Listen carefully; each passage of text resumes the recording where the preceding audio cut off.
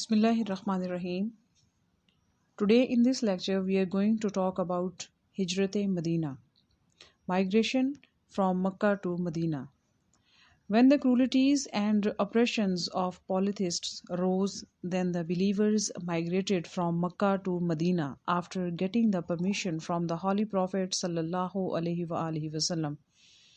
When the disbelievers wickedly planned to kill the Holy Rasul sallallahu ta'ala alaihi wasallam out of the fear of Islam's dominance, then by the command of Allah Azza wa Jal, he sallallahu ta'ala alaihi wasallam also migrated with Sayyiduna Siddiq Akbar raziyallahu ta'ala anhu.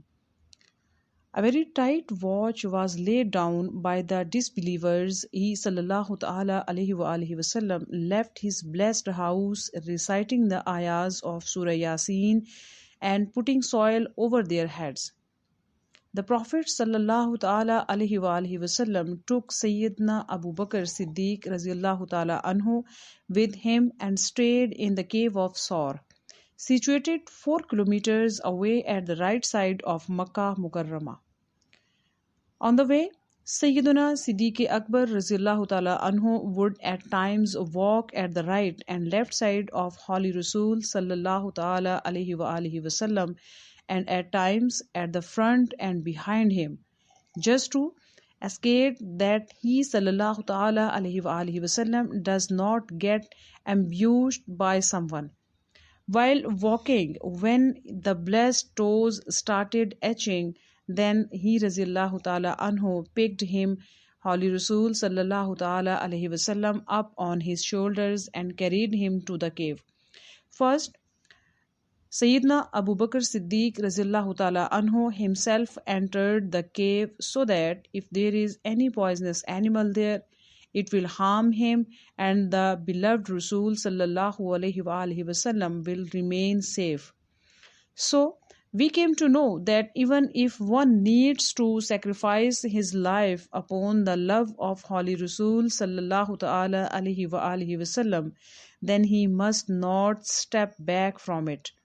Sayyiduna Abdullah bin Abu Bakr, Sayyidina Asma and Amir bin Fahira raziyallahu ta'ala anhum performed the duties of bringing the outside news, food and milk for them in the cave of Saur. There is a lesson for young Islamic generation in this parable that they should render their services as much as possible for the propagation of Islam. Unbelievers also reached the cave of Saur in search of Holy Rasul sallallahu ta'ala alaihi wasallam, but Allah kept him safe. This has been mentioned in the 14th ayah of Surah At-Tawbah, part 10. Translation from Kanzul Iman. Allah has already helped him when he had to go out for migration due to the mischief of the disbelievers. Just as two souls, when they were in the cave, when he was saying to his friend, "Don't grieve, indeed Allah is with us," then Allah sent down His satisfaction upon him. After staying there for 3 days, they left for Madinah. Journey of migration and the miracles of Holy Rasul sallallahu ta'ala alaihi wasallam. When the snake bit the heel of Sayyiduna Siddiq Akbar raziyallahu ta'ala anhu, then it healed up after Holy Rasul sallallahu ta'ala alaihi wasallam applied his blessed saliva on it. For the safety from the unbelievers, a tree named Gilan was planted at the mouth of the cave. 2 pigeons made their nest and a spider spun a web there. When Suraka bin Malik came to arrest them, the earth grabbed him. When Holy Rasul sallallahu ta'ala alaihi wasallam touched the weak goat of Ma'bad with his blessed hands, then all utensils got filled up with it. The journey of migration commenced on Monday, 1st Rabiul Awwal, and they arrived in Quba, 12th Rabiul Awwal. They stayed at the house of Sayyidina Kulsum bin Hidam raziyallahu ta'ala anhu for a few days. In the meanwhile, He sallallahu ta'ala alayhi wa alihi wasallam constructed Masjid-e-Quba. Ayah number 108 of Surah Tawbah testifies the dignity and grandeur of his masjid. He sallallahu ta'ala alayhi wasallam offered first Jummah in the tribe of Banu Saleem.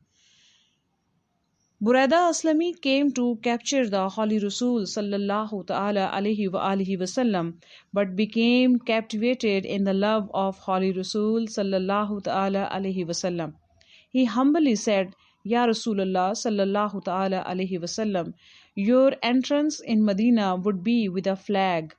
Then he used his turban as a flag. People of Medina would sit on the paths every day and wait for the blessed arrivals of Holy Rasul sallallahu ta'ala alayhi wa alihi wasallam. When he sallallahu ta'ala alayhi wa alihi wasallam blessed the plains of Medina to kiss his blessed feet, then the people of Medina instantly proclaimed while beholding him, Allahu Akbar, Ja'ana Rasulullahi, Ja'a Muhammad sallallahu ta'ala alayhi wa alihi wasallam.